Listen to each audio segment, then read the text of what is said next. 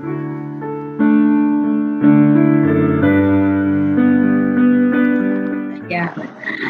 selamat malam Bapak Ibu. Puji Tuhan hari ini kita akan memulai KLP Dasar Pertemuan Ketiga ya. Sebelumnya saya mau minta tolong kepada ini namanya aku rubah apa? Kak Ernia untuk memimpin doa pembuka. Oh di sini sih di rename. Baik, Bapak Ibu semuanya, mari sebelum kita memulai kegiatan kita ya malam ini, mari kita bersatu di dalam doa. Bapa di surga, Bapa yang kami kenal, kami sembah dalam nama Tuhan Yesus Kristus. Kami mengucap syukur kepadamu ya Tuhan, bahwa malam ini kami kembali boleh bertemu untuk memulai kembali ya Tuhan pelatihan kami tentang pekabaran Injil bersama dengan Bapak Ibu yang telah Tuhan gerakkan hatinya untuk belajar bagaimana menginjili kepada orang-orang yang belum percaya kepada Tuhan. Bapak yang baik, kiranya Engkau berikan hikmat kepada hamba-Mu yang akan menyampaikan materi pada malam hari ini, Ibu Rahel, dan juga teman-teman yang akan melayani. Kiranya Tuhan, apa yang boleh disampaikan pada malam ini sungguh-sungguh boleh menjadi berkat, boleh menjadi semangat, boleh menjadi sesuatu yang semakin memberikan keberanian, memberikan pengetahuan, memberikan banyak hal yang belum diketahui. Terima kasih Bapak, kami menyerahkan acara ini dari awal, pertengahan hingga akhirnya ke dalam tangan Tuhan. Kiranya Tuhan juga menolong para peserta yang lain yang belum bergabung untuk dapat segera bergabung bersama dengan kami Tuhan. Dan juga Tuhan, kami menyerahkan peralatan yang kami pakai dalam kegiatan malam ini Tuhan, media yang kami pakai, jaringan, sinyal, semuanya kami serahkan di dalam kuasa Tuhan. Kami percaya Tuhan Yesus Kristus akan menolong kami. Kami akan memulai materi kami ya Tuhan pada malam hari ini di dalam nama Tuhan Yesus Kristus. Amin. Akan Kak Eri. Terima kasih Kak Erni. Hari ini kita sebelum memulai materi, kita mau menyanyikan sebuah pujian ya. Ini mungkin Bapak Ibu sudah sering dengar lagunya, tapi di PEA kita memiliki yang liriknya lengkap ya. Liriknya itu mengandung pokok-pokok Injil. Jadi mari kita angkat pujian ini. Oke sih.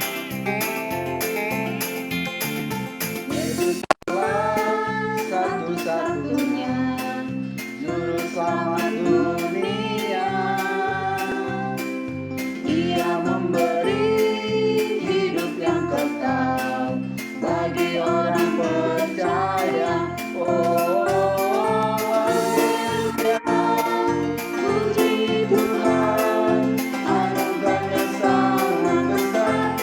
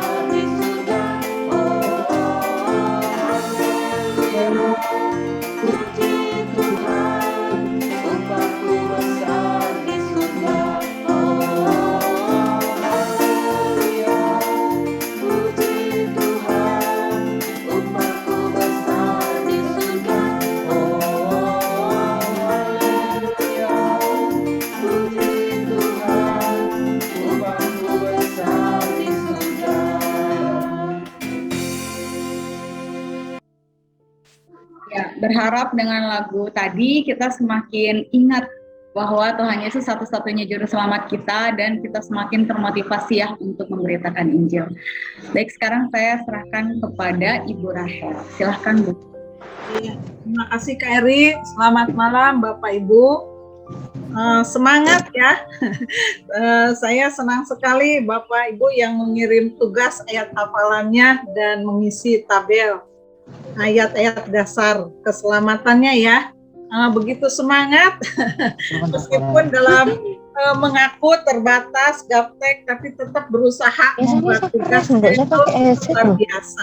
Nah, kalau kita perhatikan lagu tadi urutannya yang pertama itu Yesus itulah satu-satunya juru selamat, ya. Yang kedua, Yesus itulah satu-satunya penolong. Jadi kalau kita lihat urutannya, memang demikian, harus jadi juru selamat dulu, ya.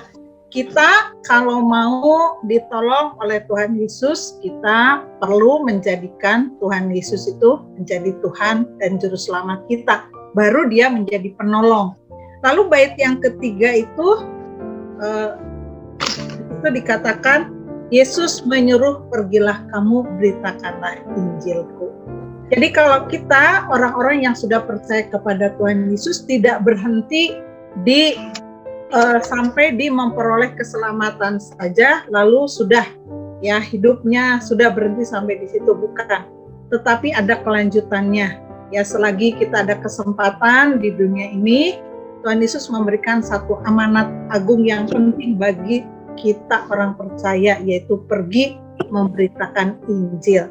Nah, kita bersyukur ada kelas seperti ini ya. Kali ini belajar bersama-sama bagaimana cara kita memberitakan Injil kepada orang-orang di sekitar kita. Nah, hari ini pertemuan ketiga saya akan menyelesaikan dasar-dasar firman Tuhan. Mengapa penting memberitakan Injil, lalu dasar-dasar firman Tuhan untuk kita miliki sendiri menjadi dasar bagi kehidupan kita sebagai orang percaya, ya. Nah, kita akan selesaikan bagian ini ya. Nah, ya. Minggu lalu kita belajar bagian ini ya, tentang bagaimana setelah kita percaya kepada Tuhan Yesus. Nah, ini berdasarkan firman Tuhan, ada dua hal yang penting yang perlu kita ingat dan nanti ini menjadi bahan untuk kita bisa sampaikan kepada orang-orang yang kita injili. Yang pertama, setelah percaya kepada Tuhan Yesus, kita memperoleh kepastian keselamatan, memiliki jaminan keselamatan dari Allah sendiri. Dan itu tertulis di dalam Alkitab. Jadi ketika kita nanti memberitakan Injil, menjelaskan jaminan keselamatan ini, kita akan menggunakan ayat-ayat ini. Ya, di sini gambarnya semuanya Alkitab supaya kita ingat pada waktu kita menginjili dan ketika kita sekarang menjadi orang-orang percaya, ingat akan janji jaminan keselamatan yang diberikan oleh Allah sendiri. Ya, jadi kita memperoleh kepastian disucikan dari segala dosa itu berdasarkan firman Tuhan. Firman Tuhan yang mengatakan bahwa kita sudah disucikan dari segala dosa, kita juga memperoleh kepastian hidup yang kekal, ya, dan kita memperoleh kepastian disertai oleh Tuhan Yesus sampai selama-lamanya. Nah, di bagian ini ada gambar jari 5 ya. Nah, ini minggu lalu tidak sempat kita lakukan ya. Ya, nanti dilakukan minggu depan. Kita akan menghafal ayat ini di minggu depan. Nah, hari ini kita akan belajar di sini, di fokus tentang hidup baru. Bagian yang kedua, setelah percaya kepada Tuhan Yesus, kita memiliki status yang baru di hadapan Tuhan, ya. Nah, kita akan belajar di bagian ini, ya. Ya. Nah, setelah percaya kepada Tuhan Yesus, kita memiliki status hidup baru, ya. Nah, kalau kita membaca 2 Korintus 5 ayat 17, ya kita akan lihat bersama-sama di 2 Korintus 5 ayat 17. Ini kita harus lihat bersama-sama karena ini akan dilanjutkan dengan ayat 18 dan 19-nya.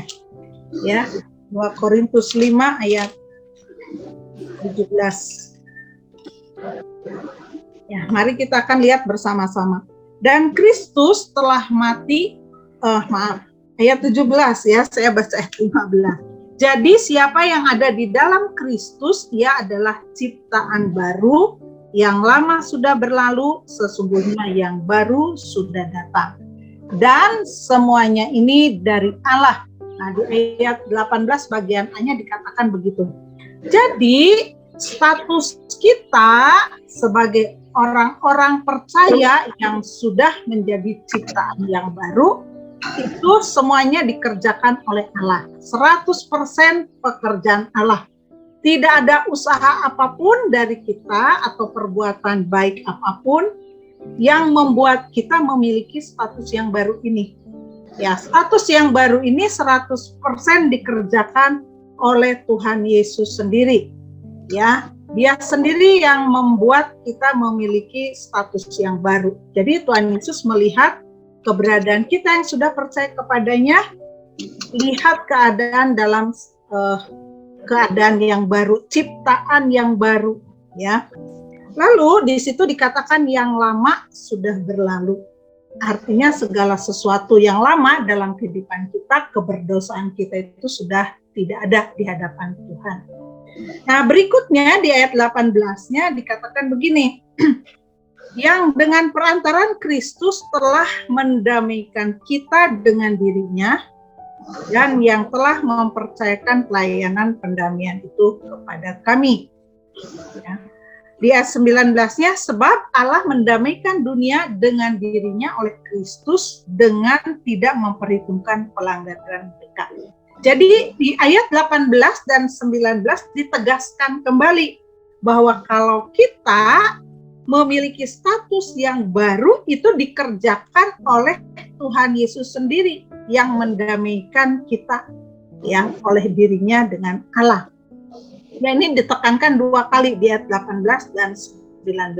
Jadi Allah mendamaikan kita dengan dirinya melalui pengorbanan Tuhan Yesus Kristus di kayu salib. Di ayat 19 dikatakan dengan tidak memperhitungkan pelanggaran mereka. Ya, sebab itu kalau sekarang kita menjadi orang-orang percaya kepada Tuhan Yesus, di hadapan Allah kita sudah menjadi ciptaan yang baru, sudah betul-betul baru. Nah, inilah yang perlu kita sadari, ya, kesadaran sebagai ciptaan baru ini harus kita bangun di dalam diri kita. Nah, dibangunnya atas dasar apa? Kembali atas dasar firman Tuhan. Firman Tuhan yang mengatakan bahwa kita adalah ciptaan baru, orang yang baru. Kalau di Yohanes 1 ayat 12 dikatakan kita diberi kuasa menjadi anak-anak Allah. Status kita disebut anak Allah. Karena kita sudah memiliki status yang baru, maka kita memiliki sebutan sebagai atau memiliki hak, memiliki kuasa sebagai anak-anak Allah. Ya. Nah, Yohanes 1 ayat 12 itu menjelaskan setiap orang yang menerimanya, menerima Tuhan Yesus. Siapa yang menerima Tuhan Yesus? Di bagian B-nya dikatakan yaitu mereka yang percaya dalam namanya, yang percaya dalam nama Tuhan Yesus. Ya, jadi di situ kita orang-orang yang percaya kepada Tuhan Yesus memiliki status yang baru, kita disebut anak-anak Allah. Nah, hari ini kita akan belajar beberapa poin ya dari ayat tadi. Saya membagi di grup tentang status baru. Bagaimana kita membangun kesadaran diri siapa kita di dalam Kristus. Ya. Jadi kita pertama memiliki hidup yang baru. Yang keduanya di ayat 18 dan 19 dari 2 Korintus 5 tadi dikatakan ia telah mempercayakan pelayanan pendamaian itu kepada kami. Dan ini juga diulang 2 kali di ayat 18 dan 19. Jadi di sini memang konteksnya itu Paulus ya, Paulus dengan kawan-kawannya. Di situ dikatakan diberikan kepercayaan oleh Allah untuk pelayanan pendamaian, artinya memberitakan Injil. Nah demikian juga dengan kita sekarang, Bapak Ibu semua, kita sudah percaya kepada Tuhan Yesus, kita itu diberikan kepercayaan untuk melayani Tuhan di dalam hal memberitakan berita pendamaian. Berita pendamaian itu adalah Injil itu sendiri. Berita tentang Kristus yang telah mati karena dosa-dosa kita, yang telah bangkit pada hari yang ketiga, mengalahkan maut untuk menyelamatkan kita orang berdosa. Jadi di dalam status baru kita, ya sebagai orang-orang percaya atau anak-anak Allah, kita diberikan kepercayaan untuk memberitakan Injil. Nah ini tugas kita. Ya. Lalu di Kisah Para Rasul 26 ayat 18 ya, kita akan lihat juga dari Kisah Para Rasul 26 ayat 18. Ini konteksnya itu pembelaan Paulus ketika di hadapan Agripa. Dia berkata seperti ini di ayat 18. Ayat 17-nya dulu ya. Aku akan mengasingkan engkau dari bangsa ini dan dari bangsa-bangsa lain, dan aku akan mengutus engkau kepada mereka untuk membuka mata mereka supaya mereka berbalik dari kegelapan kepada terang dan dari kuasa iblis kepada Allah, supaya mereka oleh iman mereka kepadaku memperoleh pengampunan dosa dan mendapat bagian dalam apa yang ditentukan untuk orang-orang yang dikuduskan. Jadi Paulus menceritakan pada waktu dia dipanggil oleh Tuhan Yesus untuk memberitakan Injil, tujuannya apa? Membuka mata mereka, orang-orang yang diberitakan Injil, supaya mereka berbalik dari kegelapan pada terang, dari kuasa iblis kepada Allah, dan oleh iman mereka memperoleh pengampunan dosa, memperoleh bagian bagi orang-orang yang sudah dikuduskan. Nah ini, jadi kita adalah orang-orang yang sudah percaya kepada Tuhan Yesus. Kalau melihat dari ayat ini, kita adalah orang-orang yang sudah berbalik dari gelap kepada terang, dari kuasa iblis kepada Allah. Kita sudah memperoleh pengampunan dosa, dan kita adalah orang-orang yang mendapat bagian dalam kekudusan. Nah, jadi status yang baru ini, siapa kita di dalam Kristus ini perlu dibangun di dalam hidup kita. Mengapa kita perlu membangun kesadaran siapa kita di dalam Kristus? Nah, persoalan orang-orang Kristen pada umumnya adalah ketika sudah percaya kepada Tuhan Yesus kembali berbuat dosa. Ya, itu Bapak Ibu, ya, itu persoalan umum baik anak kecil maupun orang dewasa. Nah, kalau beli buku yang punya PA yang tulisan Om Mahit, saya dengan Om Mahit itu suka diskusi kalau sudah pelayanan, terutama saya kalau sudah pelayanan ke anak-anak atau ke guru-guru, kami suka diskusi ya. Saya suka cerita apa yang terjadi. Jadi beberapa kali dalam pelayanan itu terjadi seperti ini. Tanya ke anak-anak, kamu sudah percaya kepada Tuhan Yesus? Ya, sudah percaya. Tapi apakah kamu masih bohong? Ya, masih bohong. Ya, anak yang pernah mencuri, masih menyontek. Ya, bahkan beberapa orang dewasa, teman-teman saya juga banyak bergumul dengan dosa ketika dia sudah percaya kepada Tuhan Yesus. Persoalannya apa? Persoalannya adalah orang-orang yang sudah mengatakan diri sudah percaya kepada Tuhan Yesus, mereka seringkali tidak menyadari status barunya di dalam Kristus, dan ini tidak dibangun. Ya. Jadi banyak orang-orang yang sudah mengatakan percaya kepada Tuhan Yesus sudah cukup, yang penting saya kan sudah memperoleh jaminan keselamatan. tapi tidak memperhatikan kehidupannya yang berikutnya. Ya, lalu dengan mudah menggampangkan ya, kalau saya sudah berbuat dosa kan gampang, tinggal mengaku saja, mengaku dosa, nah selesai, Tuhan kan ampuni. Ya, betul, Tuhan Yesus itu setia, ya, Dia tetap mengampuni, Dia tetap menyucikan kita, tetapi penyelesaian dosa itu satu-satunya hanya melalui karya Yesus. Tidak ada cara lain. Jadi kalau kita sesudah percaya kepada Tuhan Yesus lalu berbuat dosa, ingatlah bahwa Tuhan Yesus sudah memikul seluruh hukuman dosa kita di kayu salib. Ya. Mukjizat keselamatan dalam hidup kita itu adalah mengubah hidup kita yang berdosa menjadi baru, menjadi dibenarkan di hadapan Allah. Ya, kita orang yang tidak suci disesuaikan oleh Allah dengan standar Allah yang maha suci. Kita disucikan dari segala dosa. Ya, kita memiliki sifat yang baru. Nah, ini yang harus kita sadari. Kalau Petrus mengatakan di suratnya kita memiliki benih ilahi. Ya, di dalam diri kita ada benih ilahi. Nah, ini kita perlu membangun kesadaran dalam diri kita siapa kita di dalam Kristus. Nah, jadi bagaimana setelah percaya kepada Tuhan Yesus kehidupan kita. Nah, ini poin yang keduanya. Ya.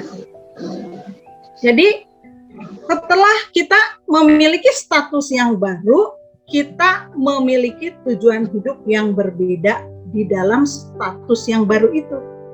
Ya, nanti kita akan membaca ayat-ayat yang tadi saya bagikan ya di grup WA, kita akan baca bersama-sama. Ini hanya 3 ayat saja. Ya, di dalam 1 Petrus 2 ayat 24b, mari kita baca bersama-sama ya. 1 Petrus 2 ayat 24b. Kita akan baca secara keseluruhannya supaya lebih jelas. 1 Petrus 2 ayat 24. Ia sendiri telah memikul dosa kita di dalam tubuhnya di kayu salib. Nah, jadi bagian A-nya mengatakan Tuhan Yesus sendiri telah memikul dosa kita di dalam tubuhnya di kayu salib. Berapa banyak dosa yang dipikul? Seluruhnya, ya, semuanya dosa kita dipikul di kayu salib. Di bagian B-nya ada kata supaya. Nah, kata supaya itu menunjukkan tujuan. Supaya kita yang telah mati terhadap dosa, dan supaya kita yang sudah di dalam status yang baru, yang sudah disucikan dari segala dosa, ya, hidup untuk kebenaran. Oleh bilur-bilurnya kamu telah sembuh. Jadi, di 1 Petrus 2 ayat 24 jelas dikatakan bahwa setiap kita yang sudah percaya kepada Tuhan Yesus, yang dosanya sudah dipikul seluruhnya oleh Tuhan Yesus, mempunyai tujuan hidup yang baru, yaitu hidup untuk kebenaran. Kebenaran sebenarnya Tuhan Yesus sendiri. Tuhan Yesus berkata, "Akulah jalan dan kebenaran." Tuhan Yesus adalah kebenaran itu sendiri. Kalau berbicara hidup untuk kebenaran, artinya yang pertama, hidup kita itu untuk Kristus. Ini sama dengan di 2 Korintus 5 ayat 15 tadi. Ya, tadi saya kan salah baca ya, harusnya 17, saya bacanya ayat 15 ya. Coba saya bacakan ya 2 Korintus 5 ayat 15. Dan Kristus telah mati untuk semua orang supaya mereka yang hidup tidak lagi hidup untuk dirinya sendiri, tetapi untuk Dia yang telah mati dan telah dibangkitkan untuk mereka. Jadi kehidupan kita yang sekarang ini, yang sudah dibuat baru oleh Tuhan Yesus, hidup bagi Kristus itu sendiri. Yang pertama. Kedua, kalau berbicara kebenaran, berbicara tentang firman Tuhan. Ya, dan firman Tuhan memang Tuhan Yesus sendiri kan, firman Tuhan itu menjadi manusia, yaitu Kristus Yesus, hidup di dalam kebenaran firman Tuhan.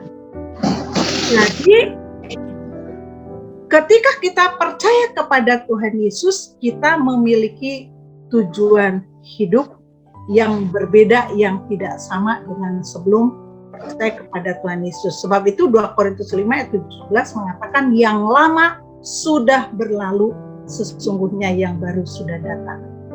Ya. Itu yang pertama ya, kita memiliki tujuan hidup untuk kebenaran.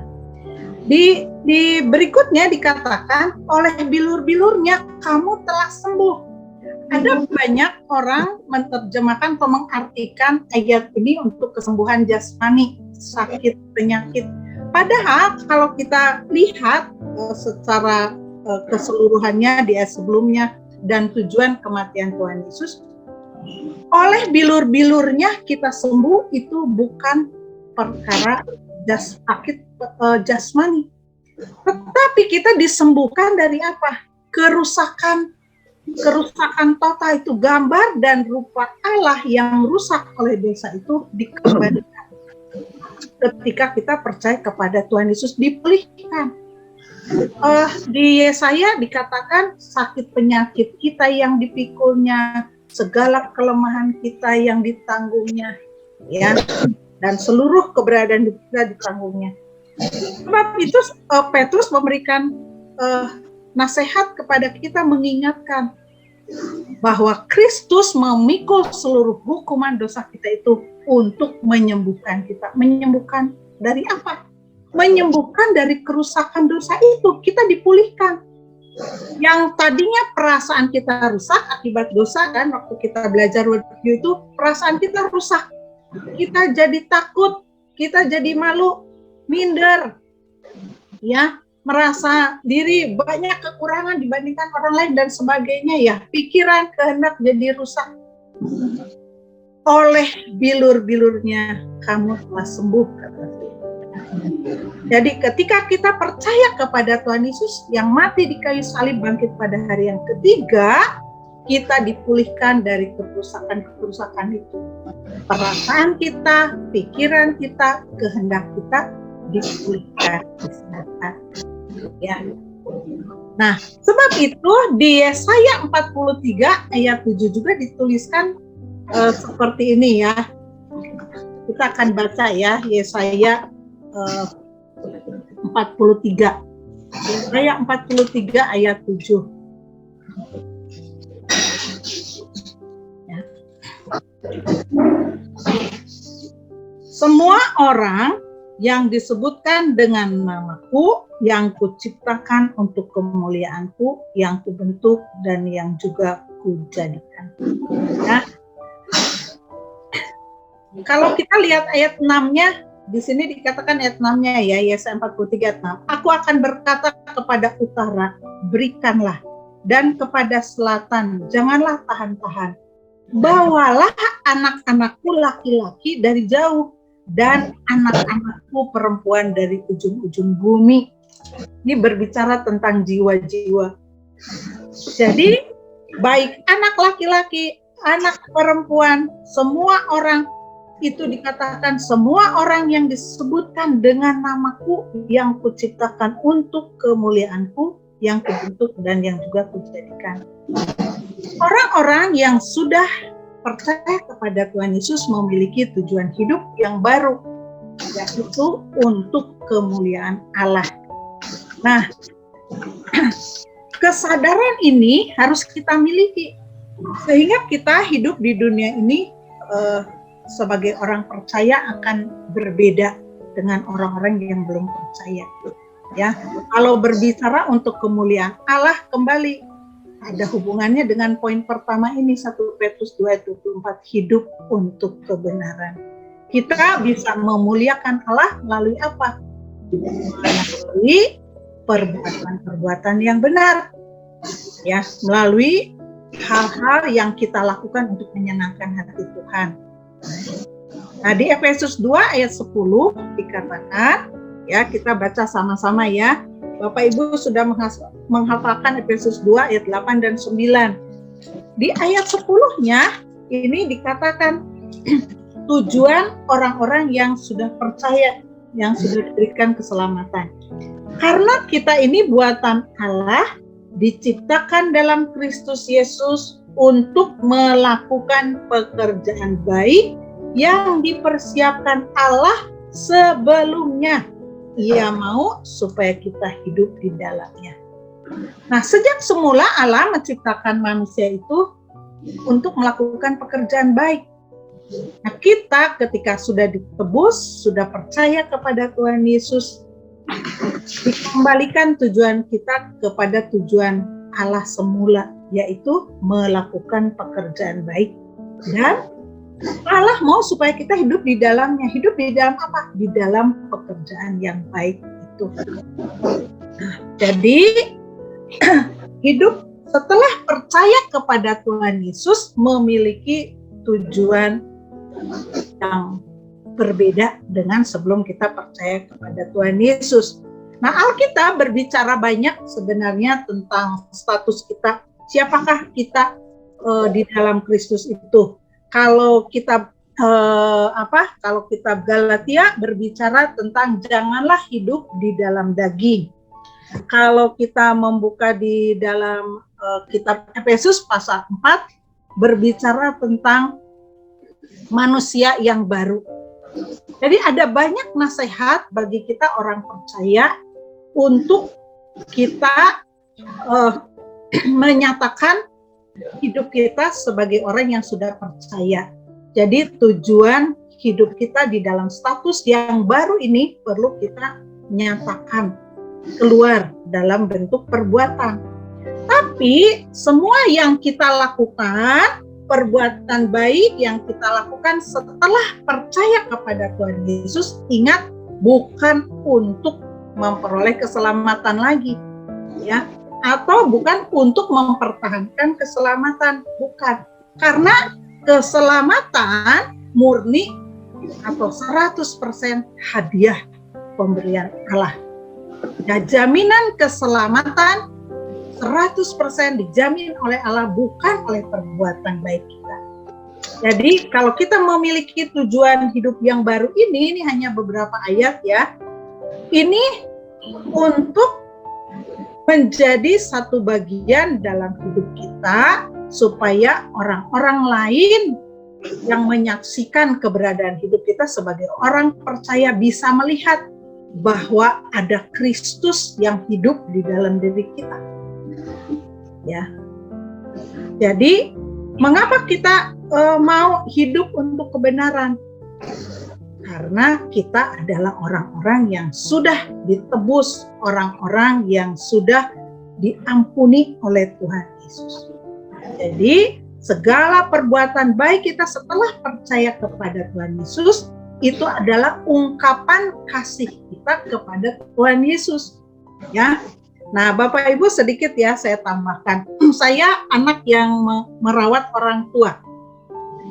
Papa dan mama ya. Papa saya sakit ada di saya. Mama saya sakit di masa tuanya ada di saya. Saya bersyukur memperoleh kesempatan merawat orang tua saya dan Tuhan mengajarkan saya tentang motivasi saya mengurus orang tua. Dulu ya saya berpikir begini, ya wajarlah saya itu mengurus orang tua, ya wajar dulu mama papa saya merawat, mendidik saya, membiayai hidup saya. Sekarang giliran saya, kan mereka sudah tua. Saya pikir dulu begitu ya, ya wajarlah sewajarnya, itu kewajiban saya sebagai anak. Ya. Tetapi memasuki masa-masa tua orang tua saya mengalami kesulitan.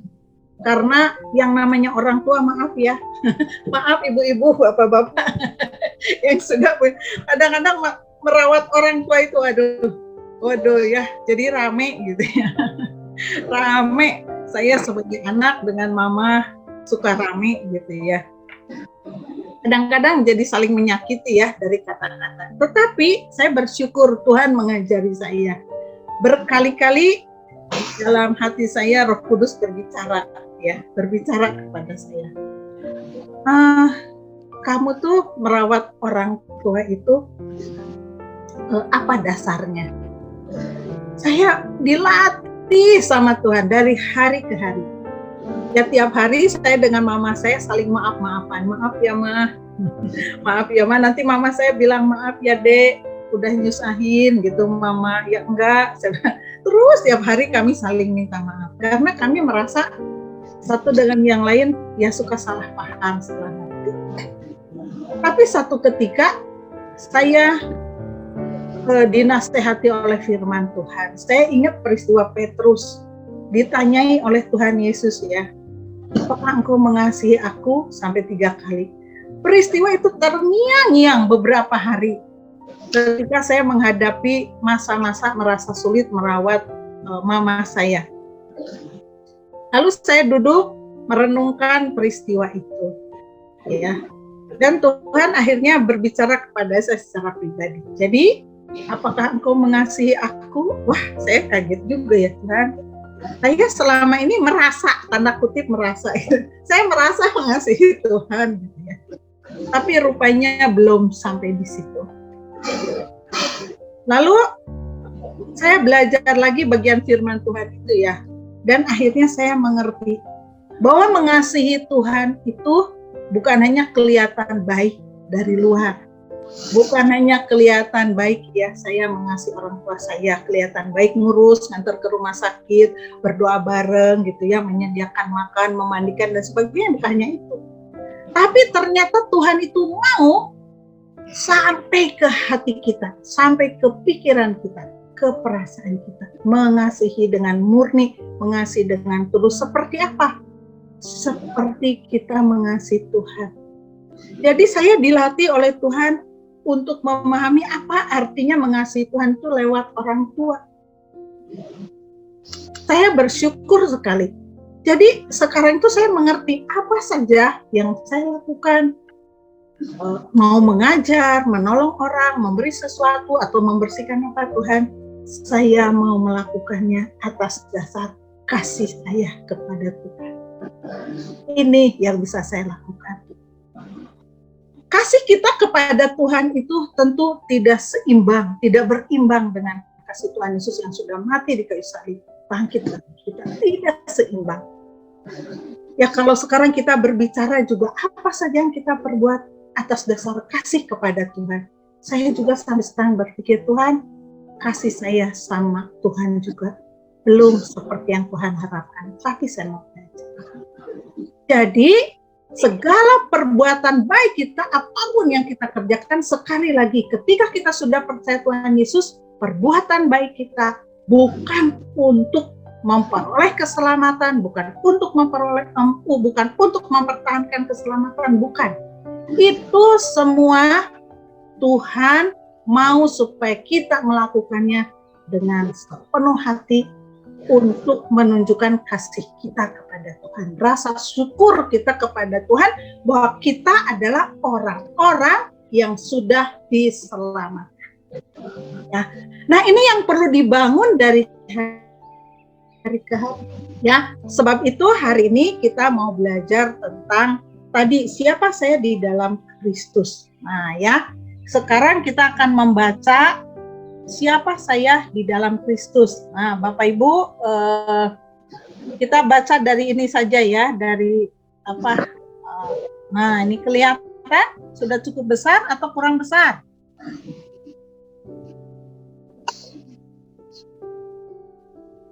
Kurang besar, Bu.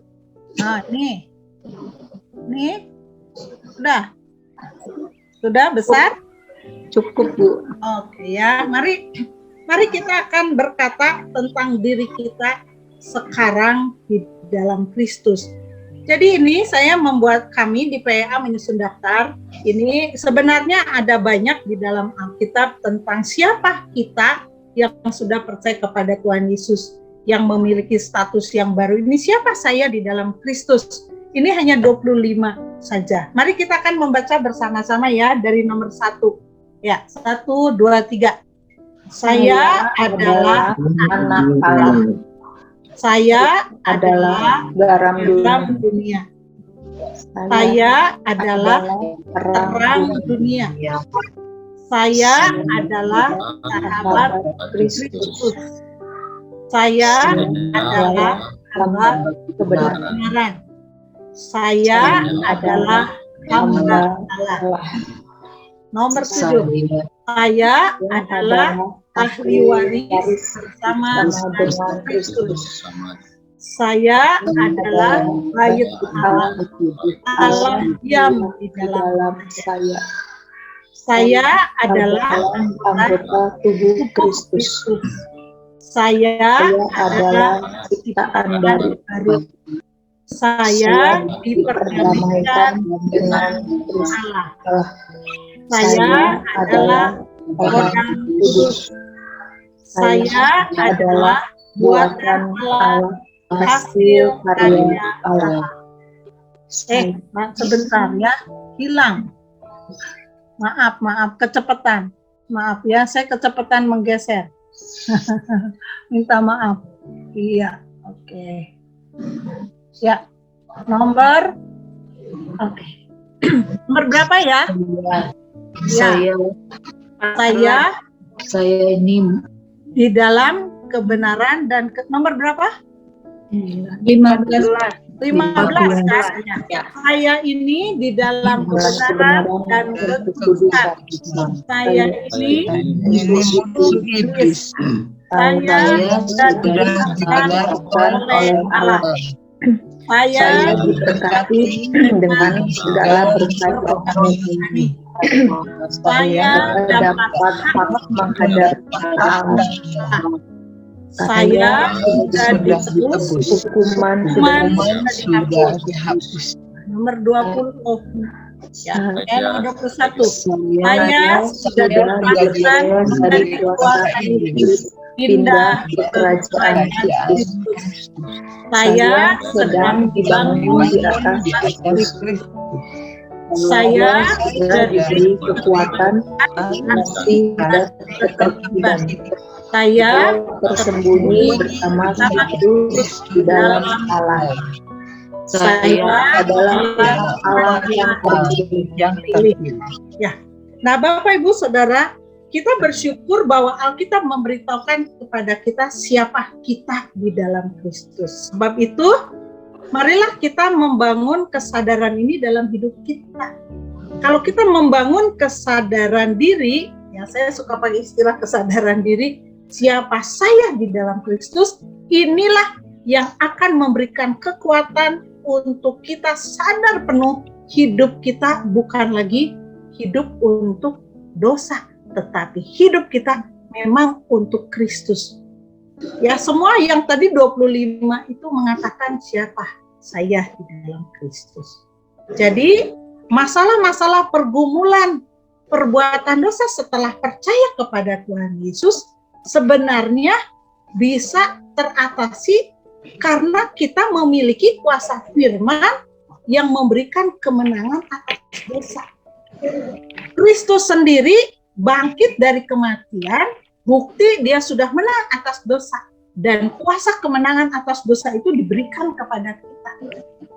Nah, di dalam status baru kita yang sudah percaya kepada Tuhan Yesus, ingatlah Tuhan Yesus yang mati di kayu salib, bangkit pada hari yang ketiga. Dia sudah menyelesaikan seluruh kelemahan keberdosaan kita. Dan sekarang kita benar-benar adalah ciptaan yang baru. Saya yakin setiap kita kalau menyadari hal ini, kita akan menang atas dosa. Ya, dan kita tidak menjadi bingung lagi setelah percaya. Bagaimana kalau saya berbuat dosa lagi? Kita tidak menjadi bingung. Kenapa? Karena di dalam diri kita punya kuasa kemenangan untuk mengalahkan kuasa dosa. Tadi 1 Petrus 2:24 mengatakan kita yang telah mati terhadap dosa. Mati, kalau mati itu orang mati itu nggak ada rasa. Dicubit, mau dilukain nggak ada rasa. Kalau kita sudah mati terhadap dosa, artinya kita tidak ada lagi selera, ya, tidak ada minat, tidak ada keinginan lagi untuk berbuat dosa. Kenapa? Karena Tuhan Yesus sudah membuat hidup kita menjadi baru. Di dalam diri kita ada benih ilahi di dalam diri kita ada Roh Kudus dan kita benar-benar baru. Ya. Sampai di sini dulu ya. Kita mau menghafal satu ayat dulu. Nah, silakan Kak Pipit. Kita akan belajar satu ayat dengan Kak Pipit malam ini. Selamat sore. Selamat malam Bapak Ibu semua. Puji Tuhan, kita akan sama-sama kembali belajar satu ayat firman Tuhan. Yuk kita akan belajar di 1 Yohanes 1 ayat 7b. Kita akan membaca di dalam Alkitab terlebih dahulu. 1, 2, 3. Kita baca sama-sama ya. 1, 2, 3. 1 Yohanes 1 ayat 7b. Dan darah Yesus anaknya itu menyucikan kita daripada segala dosa. 1 Yohanes 1 ayat 1 Petrus 1. 1 Yohanes 1. 1 Yohanes 1 ayat 7b. Kita akan lihat di papan flanel ini alat peraga. Isinya yaitu darah Yesus anaknya itu daripada segala dosa, menyucikan kita daripada segala dosa. Bapak Ibu, saudaraku sekalian, menurut Bapak Ibu, saudara sekalian, apakah ayat ini adalah sebuah ayat peringatan?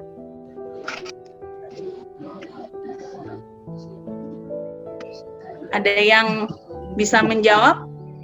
bukan Sebuah ayat peringatan dari Allah? Bukan ya. Apakah sebuah ayat yang berisi janji dari Allah? Janji.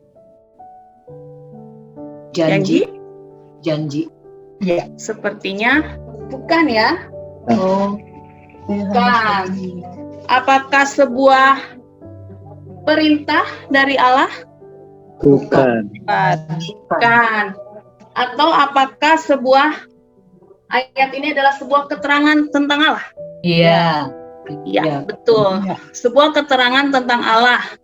Apa yang sudah Allah lakukan adalah darah Yesus, darah Tuhan Yesus, anaknya itu menyucikan kita daripada segala dosa.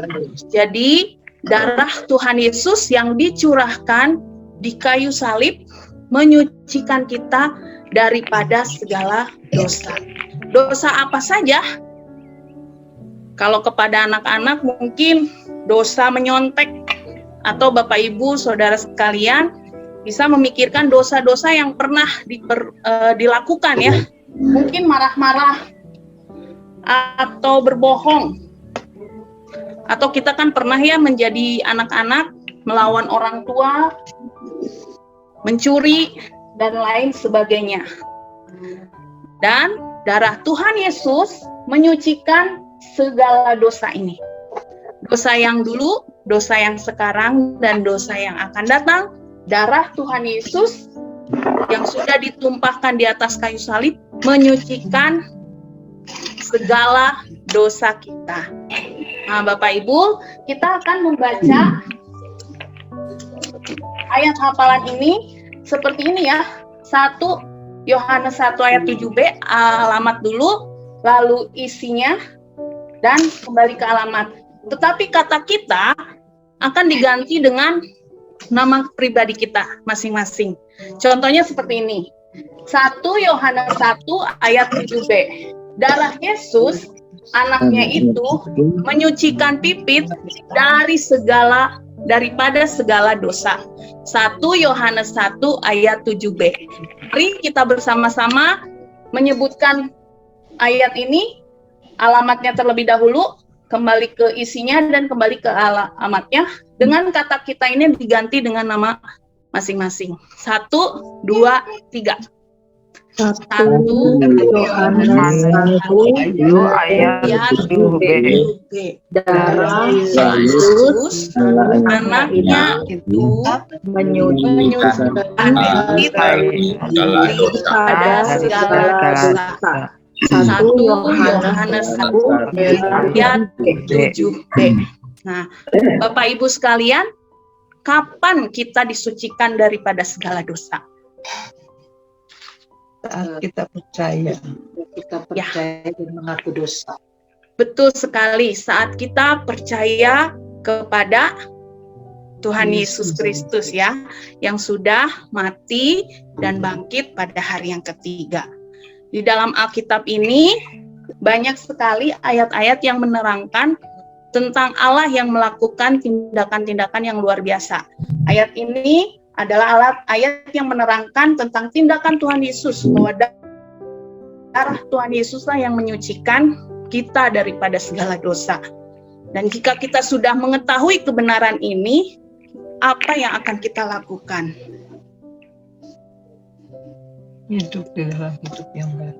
Kita semakin percaya bahwa hanya darah Yesus saja yang sanggup menyucikan kita daripada segala dosa. Dan kita juga semakin bersyukur bahwa kita yang sudah percaya kepada Tuhan Yesus sudah disucikan dan dihapuskan dan dibersihkan segala dosa kita oleh darah Tuhan Yesus. Puji Tuhan, demikian. Tapi satu hal, kita akan sama-sama menghafal ayat ini supaya lebih melekat di dalam hati kita. Kita akan melakukannya dengan sebuah gerakan, ya. Kita akan mulai seperti ini. 1 Yohanes 1 ayat 7b.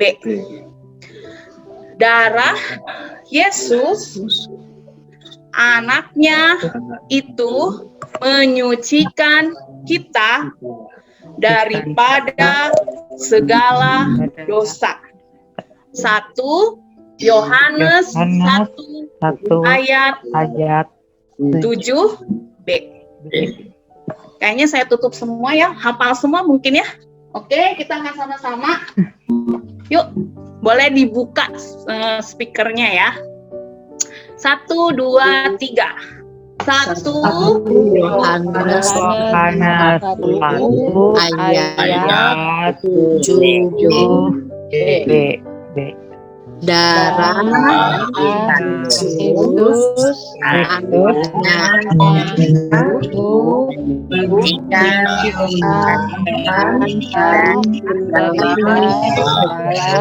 segala dosa. 1 Yohanes 1 ayat 7b. Puji Tuhan ya, kita semua sudah hafal. Kita bersyukur, kita sudah ditebus, sudah dihapus dosa-dosa kita oleh darah Tuhan Yesus. Dan kita semakin percaya hanya kepada Tuhan Yesus yang sudah menyucikan segala dosa kita. Puji Tuhan, kembali lagi kepada Ibu Rante. Anaknya itu menyucikan kita daripada segala. Ya, terima kasih Kak Pipit. Ya, saya senang dengan ibu-ibu, kelompok ibu-ibu yang semangat menghafal ayat ya. Tidak bisa voice note, sekarang jadi bisa voice note gara-gara ngapalin ayat. Nah, semangat sekali. Saya tahu, saya juga dulu waktu pertama belajar menghafal ayat dengan Ibu Pauline Tindas. Tahun 98 disuruh menghafalnya 32 ayat. Dalam 1 minggu harus hafal. 5 hari ya Bu, belajar 5 hari dengan Ibu Pauline, hari Sabtu langsung tes. Dan saya nilainya 6. Ibu Pauline bilang, harus remedia, nggak boleh nilai 6. Waduh, saya tidak bisa menghafal ayat. Tapi saya bersyukur dengan banyak mengajar anak, banyak mengajar guru untuk menghafal ayat. Ayat-ayat itu jadi nempel. Jadi melekat dalam hidup saya. Kenapa? Karena sering diulang, sering diucapkan. Jadi nanti Bapak Ibu Saudara waktu PI itu coba sering ucapkan ayat itu. Diucapkan, berulang-ulang, dikatakan, disuarakan. Jangan hanya dalam hati. Salah satu cara menghafal dengan cepat itu dibuka mulutnya. Kita mendengar suara kita sendiri. Ya. Lalu cara yang kedua tuh ditulis ulang, ditulis yang kita ucapkan ditulis. Nanti akan ketahuan kata apa yang terlewat, ya kurangnya di mana. Nah saya menghafal ayat begitu, ditulis di kertas. waktu pertama tuh, waktu belajar sama Ibu Polin, tahun 98, di mana-mana banyak kertas saya tempelin. Di pintu kamar saya, pokoknya di benda-benda milik saya itu, di rak buku banyak ayat, ditempel, diulang-ulang. Tapi rupanya lebih mudah menghafal ayat ketika kita sering memberitakannya. Itu jauh lebih mudah. Kenapa? Kita memperkatakannya, lalu kita memikirkannya, merenungkannya, dan itu secara otomatis menjadi hidup di dalam diri kita. Ya, jadi kalau sekarang maksa-maksa ngapalin ayat, saya juga sampai sekarang ngapalin ayat, 1 ayat dalam 1 minggu. Tapi minggu ini hafal, minggu depan tambah ayat baru, hilang. Ayat yang minggu lalunya kemana? Saya harus lihat catatan lagi, minggu lalu ayat hafalan saya apa ya? Saya lihat lagi catatan saya. Ya, tapi mari tetap ya, jangan kecil hati ibu-ibu, bapak-bapak yang rasa, Bu, saya udah susah. Ayat-ayat yang saya berikan untuk dihafal adalah ayat-ayat khusus untuk penginjilan yang digunakan untuk PI. Jadi ketika nanti praktek PI minggu depan ya, minggu depan kita akan mulai praktek latihan per halaman. Nah, kita akan hafal ayat-ayat itu. Kenapa? Ketika kita PI, kalau kita misalnya pas digerakkan Tuhan, dibuka jalan untuk PI, nggak bawa Alkitab nih, nggak sempat buka, bawa HP juga misalkan lowbat, sudah ada di pikiran kita, ayatnya bisa kita ucapkan, ya, kita bisa saksikan. Jadi mengapa penting menghafal ayat? Salah satunya menolong kita waktu kita memberitakan Injil. Ya, saya tidak akan memberi 32 ayat sama Bapak Ibu ya, hanya beberapa ayat. Nah, sebelum saya lupa, PR minggu ini ayatnya 1 Yohanes 1 ayat 7b ditambah Efesus 2 ayat 10. Ya, nanti Efesus 2 ayat 10 saya kasih rekaman lagu di grup ya. Ada lagunya, jadi gampang cara ngapalinnya pakai nyanyian. Efesus 2:10 sudah ada ya Kak Pipit ya? Sudah ada belum? Sudah ada ya? Ya, oke ya, nanti saya bantu dengan lagu. Ya, baik, kita akan lanjutkan sedikit waktu lagi. Kita akan ini ya. Nah, ini garis besar, tapi sebelum ke garis besar ini dulu ya. Mengapa penting menginjili seorang anak atau seseorang? Mengapa penting memberitakan Injil baik kepada anak kecil, orang dewasa, ataupun orang yang sudah sepuh ya? Saya waktu pertama kali belajar tentang penginjilan, saya disodorkan 3 gambar lilin.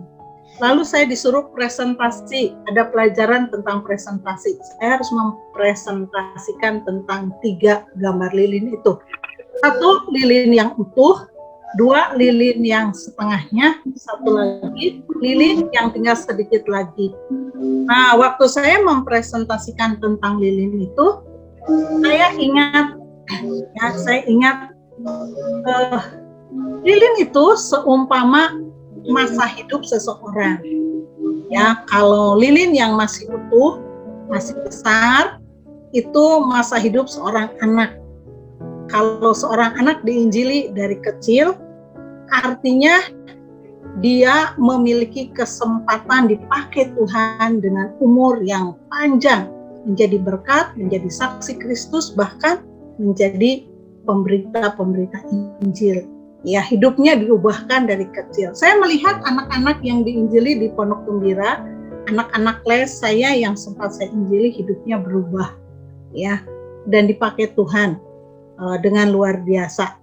Ada satu anak dari kecil itu, dari umur 5-6 tahun sudah punya hati, suka memberi. Sampai sekarang dia berikan talentanya main musik di satu gereja besar. Sekarang sudah S2 di ITB, anak yang kuliahnya akselerasi luar biasa. SMA 2 tahun, S1 3 tahun, sekarang S2. Dia bilang 1 tahun saya mau selesai S2. Dan dia ketika dari kecil sudah diinjil, dia tuh seorang anak waktu bayi, Ibu Polin, jadi kesaksian buat Ibu Polin. Bu, waktu anak itu masih bayi ikut KLP di Jalan Pesantren. Ibu Polin yang mengajar ini nih, PI anak, saya yang bagian kedua, sesi 2. Orang tuanya baru pulang dari Australia, lalu mereka tinggal di Bandung. Sejak dari bayi didorong di kelas KLP, jadi dengar firman Tuhan tuh dari bayi. Umur 5 tahun ketemu dengan saya, jadi anak les saya. Injil sudah sangat jelas, dan dia bisa memberikan uang jajannya itu untuk menolong peserta pelatihan padat. Ya, itu luar biasa anak kecil. Ketika dia punya talenta musik, di masa SMP, SMA, dia serahkan talentanya bagi Tuhan. Dan dia memilih musik gerejawi, musik-musik rohani.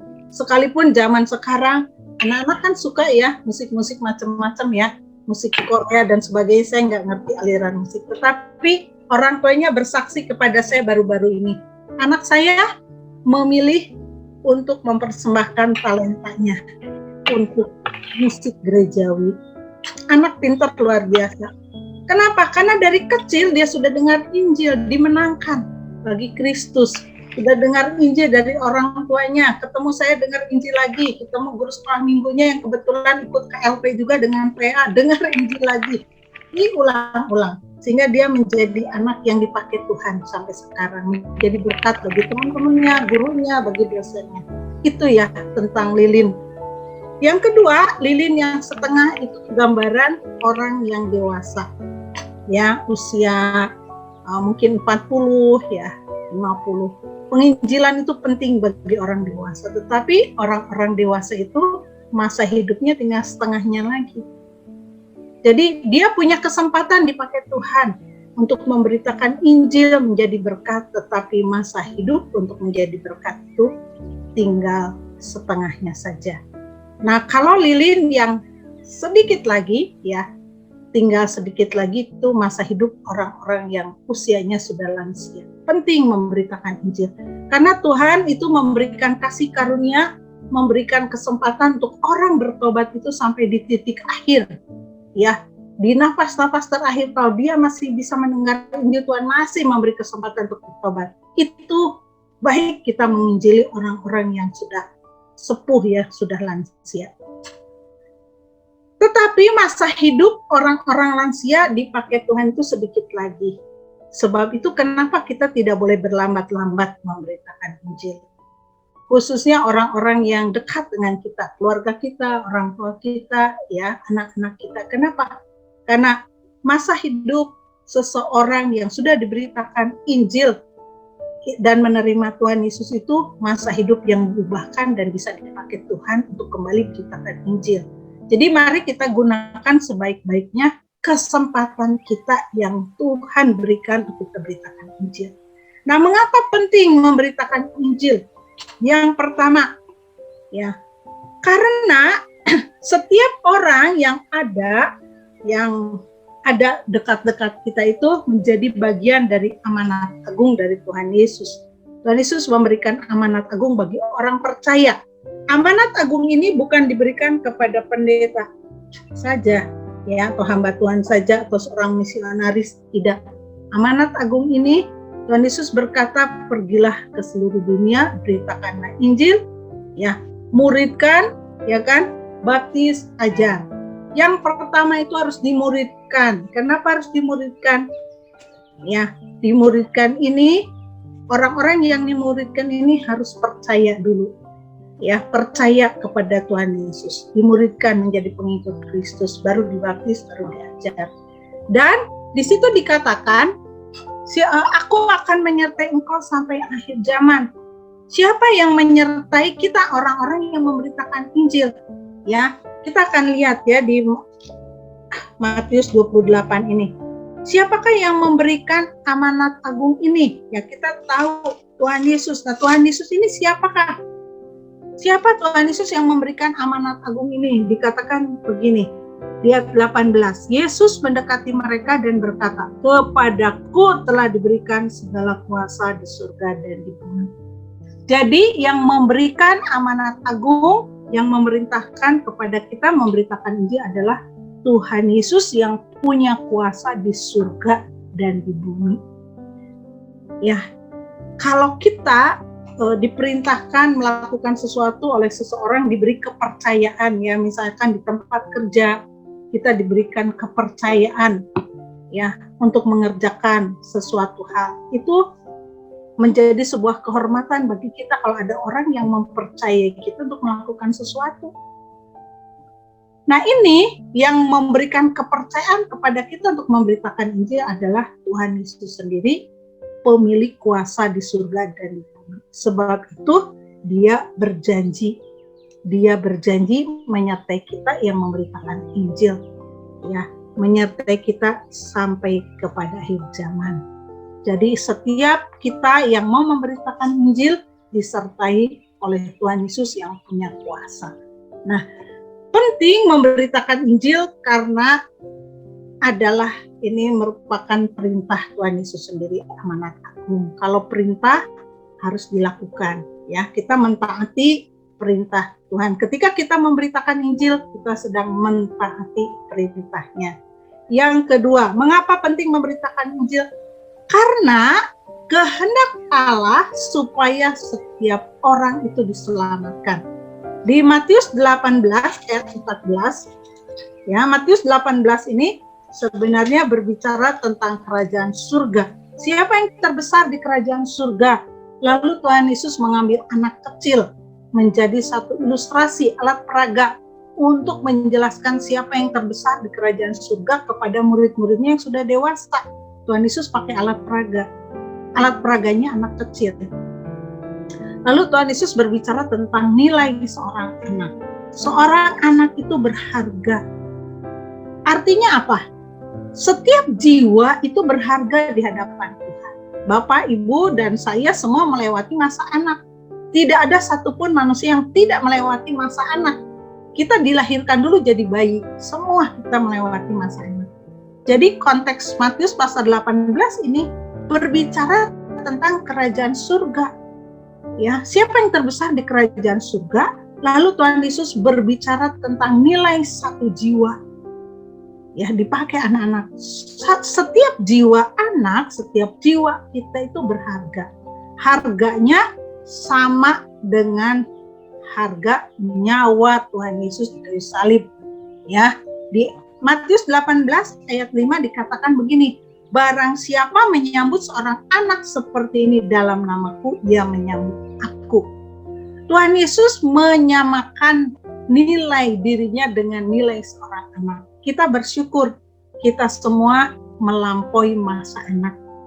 Ayat ini termasuk kita. Ya. Jadi satu jiwa nilainya, harganya sama dengan harga Tuhan Yesus yang mati di kayu salib bangkit pada hari yang ketiga.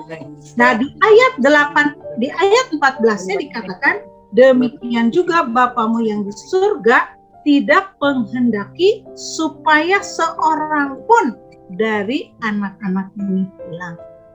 Jadi, mengapa penting memberitakan Injil? Karena Allah menghendaki setiap jiwa, setiap orang itu diselamatkan. Jadi rancangan Allah bagi manusia ciptaannya adalah diselamatkan dari dosa. Ya. Lalu yang ketiga, mengapa penting memberitakan Injil? Karena satu-satunya jalan keselamatan itu hanya di dalam Tuhan Yesus. Ya, kita sudah hafal ya, Yohanes 14 ayat 6. Tuhan Yesus berkata, akulah jalan. Ya. Satu ketika saya pulang dari satu tempat ya, saya harus melewati 3 macam transportasi, laut, darat, dan udara. Waktu saya melewati jalan darat, saya harus menyewa satu kendaraan dan saya harus sendirian karena yang punya travelnya tidak mau ada penumpang lain. Dia mau dapat untung besar dari satu orang. Padahal biasanya travel itu boleh kan kita bisa dari kapal laut itu kita naik travel itu boleh 4-6 orang. Tapi yang punya travel bilang saya tidak mau bawa penumpang lain, satu saja karena saya mau mampir ke rumah saya juga dan memang jadi jauh lebih tinggi ongkosnya. Terpaksa saya naik. Saya duduk di depan dengan driver.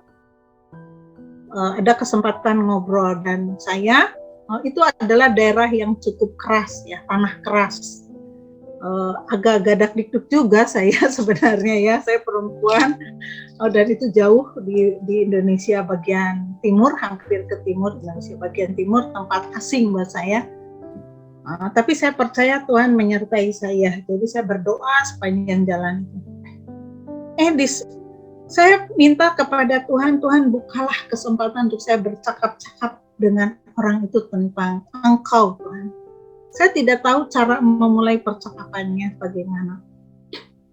20 menit menjelang sampai ke bandara, jalan yang saya lalui jalan lurus sekali, lurus dan mulus. Aspalnya hitam legam gitu ya. Catnya putih karena itu daerah wisata terkenal di Indonesia. Saya punya kesempatan berbicara kepada driver itu tentang jalan lurus. Bilang, Pak, jalannya lurus sekali ya Pak. Iya, kata Bapak itu. Saya bilang, Bapak kalau berdoa rajin, rajin. Katanya, saya sih rajin, pasti Bu, taat, saya orang yang taat. Ya daerah itu adalah daerah yang cukup ini ya, orang-orangnya taat. Saya bilang, kalau Bapak berdoa itu, di akhir sembahyang Bapak itu minta ditunjukkan jalan lurus ya Pak. Iya, kok Ibu tahu? Katanya. Saya waktu itu pakai kerudung segitiga ya, bukan kerudung full. Jadi Bapak itu panggil saya Ibu Haji. Saya sengaja pakai kacamata hitam karena saya sipit ya, langsung kelihatan. Begitu saya buka matanya, Ibu Cina langsung. Hari itu Tuhan kasih hikmat kepada saya. Kacamata, saya jarang pakai kacamata hitam, tapi hari itu saya pakai kacamata hitam saya. Alasannya saya duduk di depan mobil ya, di depan dekat driver dan matahari menyilaukan saya. Alasan saya itu sebenarnya alasan ke driver, padahal dalam hati saya itu udah dikduk karena saya pernah diceritain oleh satu driver daerah itu daerah anti Cina. Jadi saya akhirnya pakai kain persegi, saya segitigakan, lalu saya kerudungkan ke kepala saya pakai kacamata hitam. Driver itu panggil saya Ibu Haji.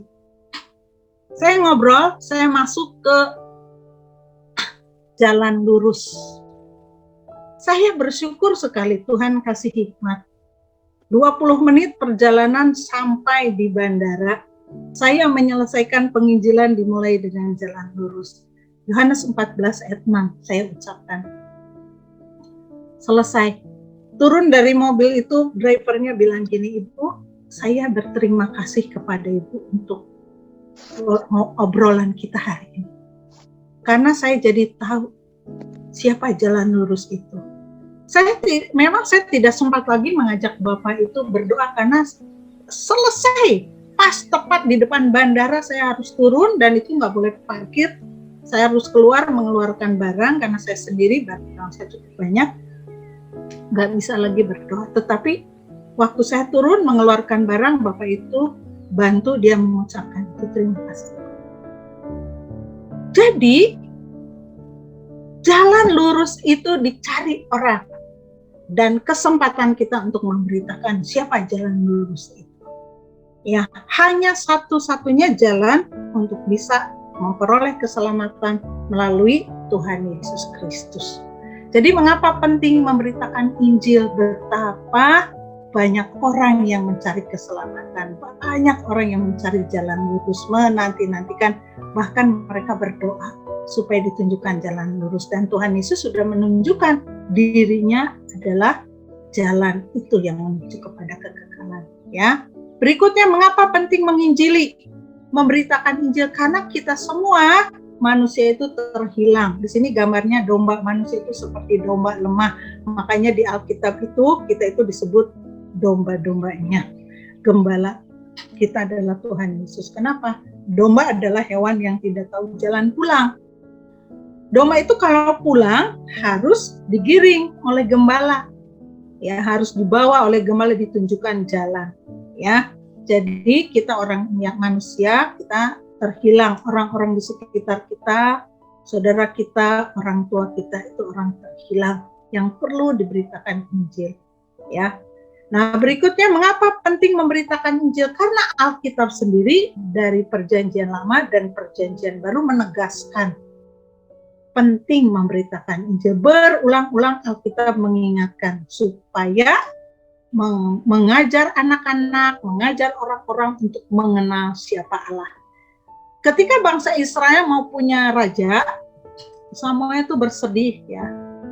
Ya, Tuhan berkata, Samuel, bukan engkau yang mereka tolak, tetapi akulah yang mereka tolak. Bangsa Israel menolak dipimpin oleh Allah. Tetapi ada ketentuan bagi seorang raja. Salah satu ketentuannya adalah ketika bangsa Israel minta raja, ada satu ketentuan. Setiap raja yang dipilih nanti harus membacakan kitab Taurat. Harus dibacakan supaya apa? Supaya bangsa Israel tetap mengingat Allah dan tetap mengenal Allah. Ya, tetap ya punya iman kepada Allah itu.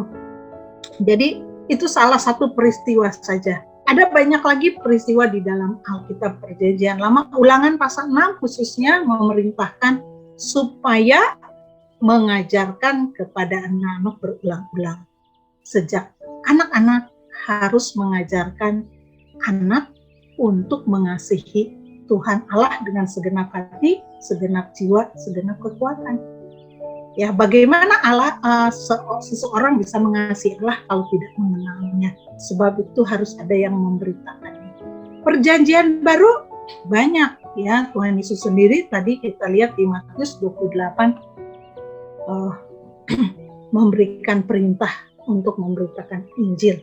Ya, kemudian yang berikutnya, mengapa penting memberitakan Injil? Karena hukum yang tertulis atau hukum Taurat itu tidak bisa menyelamatkan atau mematikan.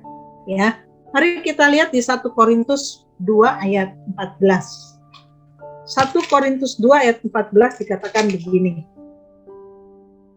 Tetapi manusia duniawi tidak menerima apa yang berasal dari Roh Allah, karena hal itu baginya adalah suatu kebodohan dan ia tidak dapat memahaminya, sebab hal itu hanya dapat dimengerti secara rohani. Manusia duniawi adalah manusia yang tidak percaya kepada Tuhan Yesus, orang yang belum memiliki Roh Allah. Ya, manusia duniawi tidak menerima apa yang berasal dari Roh Allah. Segala sesuatu tentang Allah, kebenaran tentang Allah itu ya tidak dapat dipahami, tidak dapat dimengerti, menjadi suatu kebodohan bagi orang-orang yang belum percaya. Karena apa? Karena segala sesuatu yang berasal dari Roh Allah tentang Allah itu hanya dapat dinilai secara rohani. Hanya Roh Allah sendiri yang dapat menolong seseorang untuk mengerti, memahami, mengenal Allah dan melakukan firman Allah. Jadi bagaimana caranya supaya seseorang dapat mengenal Allah, dapat mengasihi Allah, dapat melakukan firman Allah? Satu-satunya cara adalah dengan memberitakan Injil, menolong mereka percaya kepada Tuhan Yesus. Ketika mereka percaya kepada Tuhan Yesus, mereka memiliki Roh Kudus. Roh Kudus itulah yang menolong seseorang untuk mengerti, memahami tentang Allah, kebenaran Allah, dan Roh Kudus itulah yang memampukan kita semua orang-orang yang sudah percaya untuk bisa mentaati firman Tuhan. Nah, kalau yang sudah mengerjakan tugas pasti paham bagian ini ya, hukum tertulis mematikan. Ada satu bagian tabel di situ ya, keselamatan itu bukan hasil usaha. Itu bagian kedua ya. Di situ banyak ayat yang mengatakan bahwa kita dibenarkan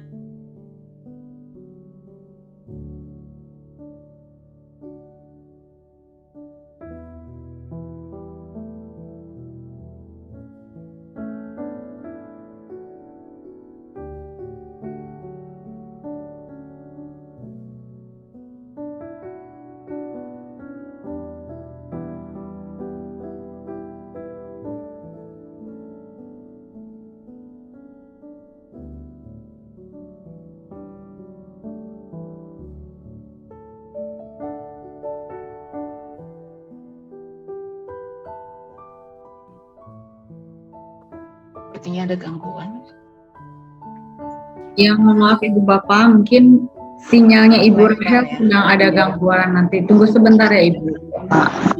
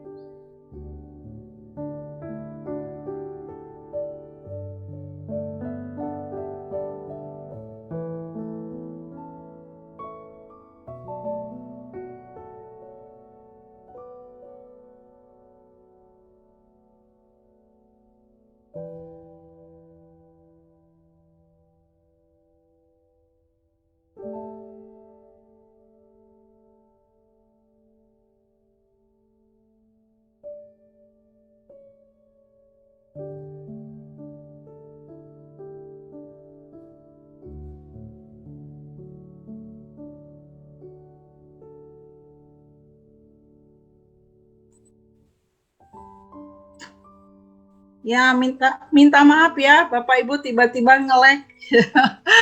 Waduh. Nggak tahu internet saya tiba-tiba nge-lag, loading. hilang sinyal. Ya, puji Tuhan. Jadi, kita kembali ya.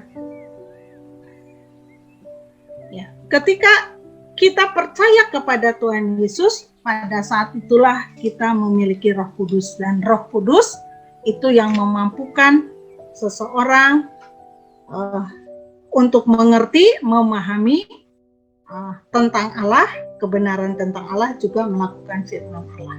Ya, nah di Yakobus 2 dikatakan jika seseorang bersalah terhadap satu hukum Taurat, satu saja dari 10, ya dia gagal melakukan satu, artinya dia gagal terhadap seluruhnya. Kalau ulangan di sekolah, salah satu masih ada nilai ya, 9. Tetapi dalam melakukan hukum Taurat, dari 10 hukum Taurat, kita satu saja gagal. Dianggap gagal semuanya. Sebab itu dikatakan hukum tertulis itu mematikan. Kita bersyukur bahwa keselamatan itu anugerah pemberian Allah, bukan karena kita melakukan hukum Taurat, tetapi karena kita percaya kepada Tuhan Yesus yang disalibkan dan bangkit. Sebab itu penting memberitakan Injil kepada seorang anak atau seorang lainnya, karena mereka butuh kuasa ya dari Injil itu untuk keselamatan mereka, juga untuk mereka dapat mengenal Allah. Berikutnya ya kita lihat Roma 10 ayat 17. Ya, mari kita lihat Roma pasal 10. Roma 10 ayat 17 dikatakan, jadi iman timbul dari pendengaran, dan pendengaran oleh firman Kristus. Ya. Ini beberapa teman saya yang bantu saya, Kak Pipit, Kak Erni. Kak Erni itu berkali-kali ikut KLP, termasuk saya. Saya muridnya Ibu Polin. Dulu sebelum saya menjadi trainer ngajar seperti ini, saya ikut Ibu Polin. Ibu Polin ngajar di GKI Anugerah, saya jadi murid. Ibu Polin ngajar di Hokim Tong, saya jadi murid. Ibu Polin ngajar di S2 Tirano, saya jadi muridnya. Di Pasundan, gereja Pasundan, dan di gereja lainnya saya ikut. Saya duduk dengar, berulang-ulang dengar firman Tuhan. Iman timbul dari pendengaran. Makin sering dengar, makin jelas firman Tuhan itu dan menguatkan. Jadi bagaimana seseorang bisa mendengar Injil kalau tidak ada yang memberitakan? Kita perlu memberitakan Injil ya, supaya banyak orang yang mendengar Injil lalu mereka memiliki iman. Ya, ingat ya, proses seseorang mengambil keputusan. Mereka mendengar informasi itu atau Injil itu lalu diproses dalam pikirannya, lalu mereka baru dapat merespon. Dan firman Tuhan di Roma 10 ayat 17 berkata, Iman timbul dari pendengaran, dan pendengaran firman Kristus. Oleh firman Kristus, jelas sekali ya. Jadi tentang Yesus Kristuslah yang perlu kita perdengarkan ya. Nah, Kak Pipit, Kak Erni juga seperti saya dulu dengan Ibu Polin ikut dengerin. Dan mereka bilang nggak bosen, ya kan? Kak Pipit, Kak Erni makin dikuatkan, makin jelas ya. Yang terakhir, mengapa penting memberitakan Injil? Kita buka sama-sama ya, kita baca bersama-sama 2 Korintus 6. Ya, ayat terakhir malam ini, 2 Korintus 6 kita baca sama-sama. 2 Korintus pasal 6 ayat 2. Sebab Allah berfirman, pada waktu aku berkenan, aku akan mendengarkan engkau, dan pada hari itu aku menyelamatkan, aku akan menolong engkau. Sesungguhnya ini adalah waktu perkenanan itu. Sesungguhnya hari ini adalah hari penyelamatan itu. Ya, jangan ditunda lagi kalau ada kesempatan kita memberitakan Injil. Ya, kenapa? Karena belum tentu ada kesempatan kedua. Ya, kadang kita berpikir nanti punya kesempatan lagi kan ketemu, ya. Atau belum tentu. Kadang-kadang kita hanya bertemu dengan seorang satu kali saja, ya, atau kesempatannya terbatas. Ketika kita punya kesempatan memberitakan Injil, mari kita beritakan Injil, gunakan waktu yang ada. Saya bersyukur kalau di antara Bapak Ibu ada yang melayani lansia. Lansia itu sangat penting untuk diinjil, dan mereka senang dengar Injil. Mereka senang lihat buku tanpa kata, lihat gambar anak-anak juga senang sekali. Ya, saya suka mengunjungi lansia.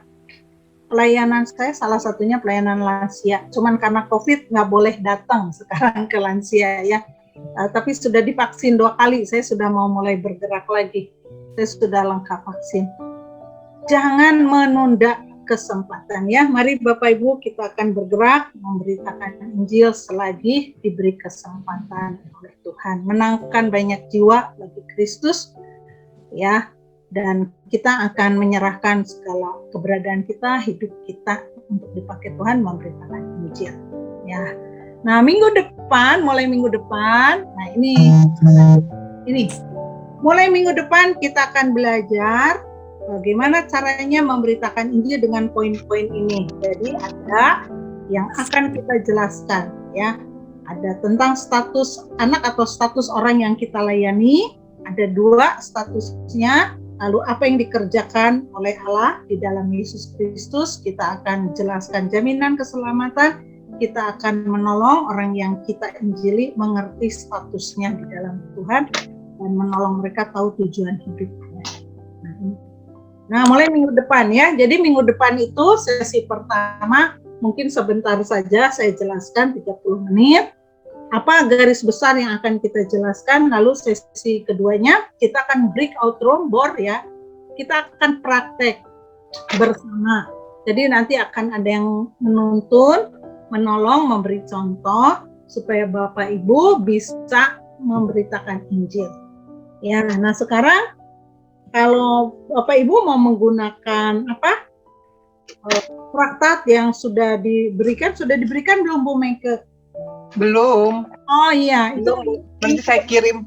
Ya, minggu depan harus sudah sampai karena mereka semua kita akan menggunakan itu ya. Kita akan memakai satu buku kecil atau traktat yang dilipat-lipat, yang ada gambarnya, yang ada tulisannya, untuk menolong supaya lebih mudah waktu memberitakan Injil ya. Nah, baiklah, malam ini sampai di sini. Silakan ada yang mau bertanya. Saya serahkan kepada Ibu Meike. Ya, terima kasih Bu Rahel. Ini untuk minggu depan kita memerlukan buku ini. Saya akan kirim. Jadi saya boleh minta alamat untuk yang di Solo, yang luar kota ya. Kalau yang di Hosana mungkin saya akan bawa aja hari Minggu. Saya akan bagikan aja. Kasih lihat lagi. Nah, ya. Yang di Hosana saya akan bagikan hari Minggu ya, ketemu di gereja. Kalau yang di luar kota saya akan kirimkan aja. Nanti kalau minta alamat yang jelas saja saya akan kirimkan. Ada pengumuman Bu Rahel untuk hari ini? Ya tadi pengumumannya PR-nya kan 2. Ya, PR-nya tadi 1 Yohanes 1 ayat 7b dan Efesus 2 ayat 10. Ya. Iya. Dan membaca kembali status baru di yang tadi saya bagikan di grup, baca saja. Iya. Ya. Ya, semoga semuanya tetap semangat untuk melakukan tugas-tugasnya. Karena semuanya ini bekal ya Bu Rahel ya. Bekal kita buat supaya makin siap aja dan untuk supaya lancar ya. Untuk hari ini apakah ada pertanyaan? Ibu Rahel masih bisa jawab. Kalau ada pertanyaan boleh. Di sini dari peserta bilang nih di chat, katanya waktu dulu daftar sudah disertakan dengan alamat dan nomor HP Bu Mika. Ya. Nanti saya akan lihat lagi ya. Terima kasih. Saya akan perhatikan. Kita akan tutup dulu aja. Bu Mika kirimnya lebih dari 1 ya. Ya, untuk setiap orang mungkin saya kirim 5, cukup nggak Bu? Hanya ke peserta saja, karena gini ya Bapak Ibu, kalau pakai traktat itu, penginjilan pakai traktat itu nanti diserahkan kepada orang yang kita injili.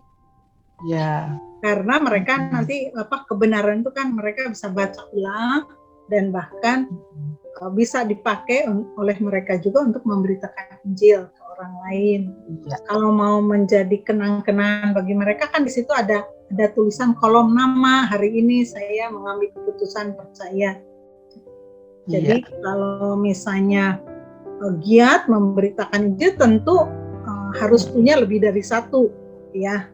Apalagi kalau udah punya target, nanti saya mau datang ke lansia di sini ada 10 ya nggak cukup ya kalau 1 harus 10. Saya sarankan memiliki traktat itu cukuplah untuk kita beritakan Injil ya. Iya. Bu mau tanya Bu Rahel. Apakah ada yang dalam bentuk PDF atau apa supaya teman-teman kita yang jauh tuh seperti Tony di ND Flores Bu dan Pak Daniel di Kuningan nanti mungkin bisa print atau gimana Bu? Itu kan nggak terlalu mahal, makanya pakai traktat itu. Jadi bisa dikirim PDF ada, nanti minggu depan waktu breakout room kami pakai PDF karena kan nggak bisa ini supaya jelas ya, terlalu kecil karena itu traktat kecil. Bisa sih kami berikan, tapi karena itu seperti tadi saya katakan pakai traktat itu lebih baik langsung karena bisa diserahkan ke orang yang kita pilih. Maksudnya mereka nanti print di sana, dibuat traktat sendiri begitu Bu, boleh nggak? Itu bukan punya saya tuh Ibu Pauline tuh. Itu bukan produksi PA Pak. Tapi itu nggak terlalu mahal sih menurut saya. Bukan soal mahalnya, tapi kirimnya itu Bu, prosesnya yang jauh. Prosesnya, iya. Kalau ke Flores itu, kalau kami PA kalau kirim-kirim ke Indonesia bagian timur pakai Lion, itu paling murah dan cepat. Iya. Pakai Lion. Biar murah, Pak Lukas aja bawa ke Flores. Mau ngongkosin Pak, kalau diongkosin mas saya juga mau ke Flores nganterin. Coba Kak Pipit browsing, Kak Pipit di Raja Ungkir ke Flores itu berapa? 1 kilo 75.000. Oh 75. Iya. Ya nggak apa-apa Pak, nanti disertakan buku lain. Bapak boleh pesan ke PA itu berapa banyak, nanti PA bantu kirim plus nanti kasih bonus lah sama PA jadi 1 kilo dengan PA punya bookmark buku yang lain. Oh Tony. Tapi ongkir ditanggung Bapak ya.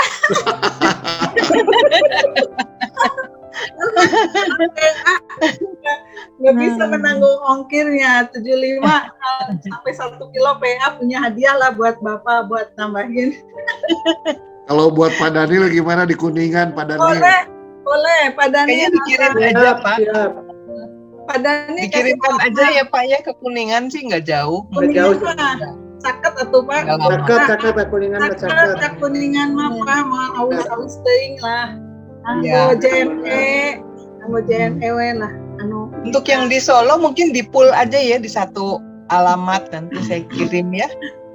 Karena itu kan dari satu gereja, jadi bisa dibagikan di antara peserta yang Solo mungkin ya. Mungkin Bu Rahel kalau traktat kan bisa dibagikan kepada yang diinjili.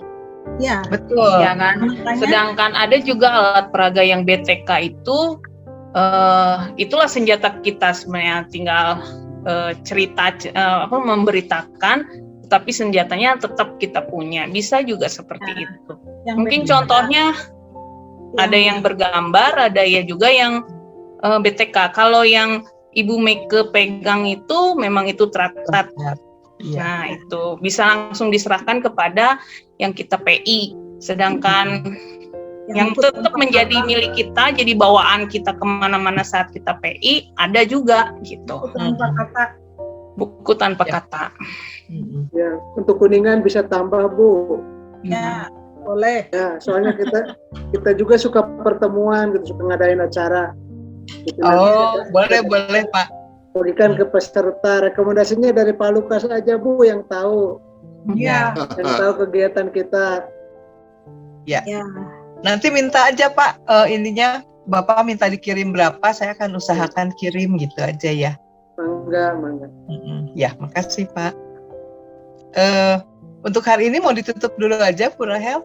Ya, boleh, silakan Bu, tutup saja. Kita tutup dulu aja, kalau mau tanya jawab boleh Bu Rahel, biasanya masih buka sampai jam 9 ya Bu ya? Ya, sampai jam 9.